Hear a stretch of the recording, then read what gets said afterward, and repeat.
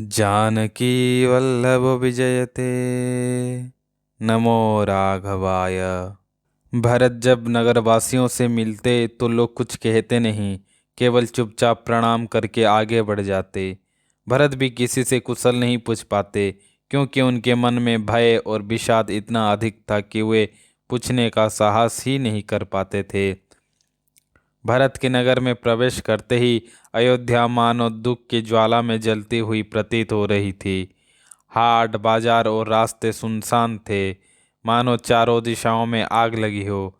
लेकिन कैकेयी अपने पुत्र के आने की खबर सुनकर अत्यंत प्रसन्न हुई, जैसे सूर्य वंश रूपी कमल के लिए चांदनी मिल गई हो।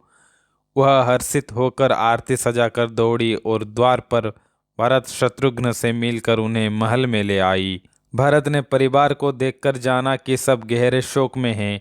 यह दृश्य ऐसा था जैसे कमल का वन पाले से नष्ट हो गया हो। सभी दुखी थे, लेकिन कैकेयी ही प्रसन्न थी। उसका हर्ष ऐसा लग रहा था जैसे कोई भिलनी जंगल में आग लगाकर उल्लसित हो रही हो। उसने भरत को उदास देखकर पूछा, पुत्र, हमारे नहर की कुशल तो है? भरत ने संक्षेप में सब कुशल बताई और फिर अपने कुल की कुशल खेम पूछी। उन्होंने प्रश्न किया, पिताजी कहाँ हैं? मेरी अन्य माताएं कहाँ हैं? और मेरे प्यारे भाई राम लक्ष्मण तथा भाभी सीता जी कहाँ हैं? भरत के स्नेहमय वचन सुनकर कैकेयी ने कपटी आंसू आंखों में भरकर ऐसे वचन बोले जो उनके हृदय में शूल समान चुभ गए। उसने कहा, पुत्र, मैंने सब कार्य संभाल लिया था, मंथरा ने भी साथ दिया, पर विधाता ने बीच में एक बात बिगाड़ दी। राजा देवलोक को चले गए। यह सुनते ही भरत शोक और विषाद से विवश हो गए। जैसे सिंह की गर्जना से हाथी सहम जाता है, वैसे ही वे तात तात हातात कहकर भूमि पर व्याकुल होकर गिर पड़े। विलाप करते हुए बोले, हाय पिता, आपके अंतिम समय में मैं उपस्थित भी न हो सका। आपने मुझे राम जी के संरक्षण में भी नहीं सौंपा। फिर वे संभल कर उठे और बोले, माता, मुझे पिताजी का मृत्यु का कारण बताइए। कैकेयी ने कठोर हृदय से अपनी सारी करनी सुनानी शुरू की। उसके वचन मानो घाव पर विष लगाने जैसे थे। उसने प्रसन्न होकर कहा कि राम वनवास गए और यही सब उसके द्वारा हुआ। यह सुनकर भरत पिता की मृत्यु का दुख भूल गए और सोचने लगे कि यह अनर्थ मेरे ही कारण हुआ है। वे मौन रहकर स्तब्ध हो गए। फिर भी कैकेयी ने समझाना चाहा, लेकिन उसके शब्द नमक के समान घाव पर लगे। वह बोली, पुत्र, राजा ने पुण्य और यश कमाकर जीवन का फल पाया और अंत में स्वर्गलोक चले गए। तुम्हें शोक नहीं करना चाहिए, बल्कि समाज सहित नगर का राज्य संभालना चाहिए। भरत यह सुनकर और भी सहम गए, जैसे पके घाव पर अंगारा लग गया हो। उन्होंने गहरी सांस भरकर कहा, पापिनी, तूने कुल का नाश कर दिया। यदि तेरी यही दुष्ट इच्छा थी तो जन्मते ही मुझे मार देती। तूने पेड़ को काटकर पत्ते को सींचा है, मछली के जीने के लिए पानी निकाल दिया है। भरत ने आर्तभाव से कहा, मुझे इतना श्रेष्ठ वंश दशरथ जैसे पिता और राम लक्ष्मण जैसे भाई मिले, पर माता तू बनी। विधाता से कुछ बश नहीं चलता। फिर उन्होंने कैकेयी को धिक्कारा, जब तूने ऐसा कुकर्म ठाना, उस समय तेरा हृदय फट क्यों नहीं गया? वरदान मांगते समय तेरी जीभ क्यों नहीं गल गई? राजा ने तुझ पर विश्वास क्यों किया? अवश्य ही विधाता ने उनकी बुद्धि हर ली थी। स्त्रियों के हृदय की गति तो स्वयं विधाता भी नहीं जान सकते, क्योंकि वह कपट और अवगुणों की खान है। सीधे साधे धर्म प्रिय राजा कैसे स्त्री के स्वभाव को समझ सकते थे? संसार में कौन जीव है जिसे श्री राम प्राणों से भी प्रिय न हो? भरत ने कैकेयी से कहा, वे राम भी तुझे अहित के प्रतीत हुए? तू कौन है? सच सच कह, अब तो मुंह काला कर मेरी आंखों से दूर हो जा। और अंत में उन्होंने कहा, विधाता ने मुझे तेरे हृदय से क्यों उत्पन्न कर दिया, जो राम विरोधी है? मेरे समान पापी कौन होगा? भरत का यह विलाप देखकर शत्रुघ्न के अंग क्रोध से जल उठे। तभी मंतरा सज धज कर वहां आई। उसे देखकर शत्रुघ्न क्रोध से भर गए, मानो अग्नि में घी डाल दिया गया हो।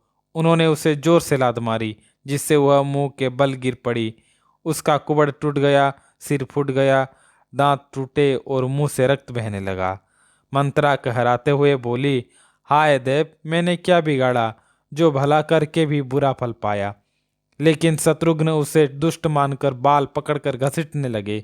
तभी करुणामूर्ति भरत ने उसे छुड़ाया और दोनों भाई कौशल्या माता के पास चले गए। श्री राम के वनगमन के बाद माता कौशल्या का अत्यंत दुखद हाल था। वह मैले वस्त्रों में चेहरे का रंग उड़ा हुआ और दुख के बोझ से दुर्बल थी, मानो सोने की कल्पलता को पाले ने मार दिया हो। तभी भरत वहां पहुंचे। भरत को देखते ही माता कौशल्या व्याकुल होकर दौड़ उठी, किंतु चक्कर खाकर मूर्छित हो पृथ्वी पर गिर पड़ी। माता की यह दशा देखकर भरत जी का हृदय व्यथित हो गया। वह अपनी सुध बुध भूलकर चरणों में गिर पड़े और रोते हुए बोले, माता, पिताजी कहाँ हैं? सीता भाभी और मेरे दोनों भाई श्री राम लक्ष्मण कहाँ हैं? कैकेयी क्यों जन्मी? जो जन्मी तो बांझ क्यों न हुई? भरत ने स्वयं को कुल का कलंक, अपयश का भांडा और सब अनर्थों का कारण बताते हुए धिक्कारा, जिसके कारण पिता स्वर्ग गए और श्री राम वन में हैं और माता की यह दुर्दशा हुई। उन्होंने कहा कि वह तो बांस के वन में लगी आग के समान है। भरत के ये कोमल करुण वचन सुनकर माता कौशल्या ने स्वयं को संभाला, उठी और भरत को छाती से लगा लिया, मानो श्री राम ही लौट आए हों। उनके नेत्रों से आंसू बहने लगे और स्तनों से दूध बह चला। कौशल्या जी ने फिर शत्रुघ्न को भी गले लगाया। सब लोग कौशल्या जी के सरल स्वभाव की प्रशंसा करने लगे। माता ने भरत को गोद में बिठाया, उनके आंसू पोंछे और धीरज धरने को कहा। उन्होंने काल और कर्म की गति को अमिट बताते हुए भरत को किसी को दोष न देने और मन में ग्लानि न मानने के लिए समझाया। उन्होंने दुख व्यक्त किया कि विधाता उनके लिए उल्टा हो गया है, जो इस दुख पर भी उन्हें जीवित रख रहे हैं।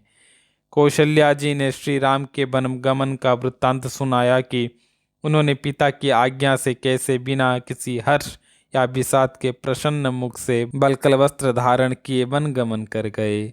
सीता जी उनके चरणों के अनुराग के कारण उनके साथ गई और बहुत रोकने पर भी लक्ष्मण भी उनके साथ चले गए। माता ने अत्यंत दुख से कहा कि यह सब उनकी आंखों के सामने हुआ, पर उनका अभागा जीव न तो राम के साथ गया और न ही शरीर छोड़ा। उन्होंने अपने हृदय को सैकड़ों वज्रों के समान कठोर बताया। माता के इस विलाप को सुनकर भरत और शत्रुघ्न सहित सारा रनिवास व्याकुल होकर रोने लगा। राजमहल शोक का निवास बन गया। इसके बाद भरत जी ने पुराणों और वेदों की सुंदर कथाएं सुनाकर ताओ को समझाया। फिर भरत जी ने कहा, यदि राम को वन भेजने में उनकी थोड़ी भी सम्मति हो तो उन्हें माता, पिता, पुत्र, मित्र या राजा की हत्या करने, वेद बेचने, ब्राह्मणों का नगर जलाने, कपटी, क्रोधी होने और परधन पर नारी की ताक में रहने वाले तथा वेद मार्ग छोड़कर वाम मार्ग पर चलने वाले ठगों की भयानक गति प्राप्त हो। उन्होंने कहा कि यदि वह यह भेद जानते भी हो तो उन्हें वह गति मिले जो हरिहर के चरणों को छोड़कर भूत प्रेतों को भेजते हैं। भरत के सच्चे और सरल वचनों को सुनकर माता कौशल्या जी ने उन्हें हृदय से लगाया और कहा कि वे तो मन, वचन और कर्म से सदा श्री राम के प्यारे हैं। उन्होंने कहा, चंद्रमा भले ही विष चुआ दे या आग पाला बरसा दे, पर तुम श्री राम के प्रतिकूल कभी नहीं हो सकते। भरत, जो लोग ऐसा कहते हैं वे स्वप्न में भी सुख नहीं पाएंगे। इस प्रकार माता और पुत्र के विलाप और स्नेह में पूरी रात बैठे ही बैठे बीत गई।